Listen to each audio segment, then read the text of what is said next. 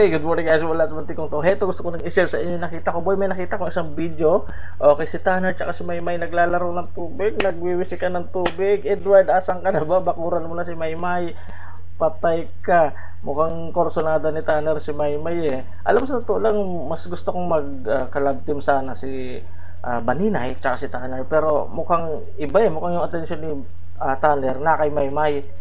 Tsaka kung papansin niyo 21 si Tanner tapos 20 years old ba o 19 si Maymay. So halos magkapareho yung ano tawag dito, edad nila. Tapos tulad nga sabi ko kanina, kahinaan pa na Maymay yung ano, kahinaan pa naman niya yung mga mistiso. Tapos ito mistiso si Superman, ako pasok na. Kaya yun. Allah, kaka-excite kaya Edward. Asan ka na ba? Bakuran mo na si Maymay.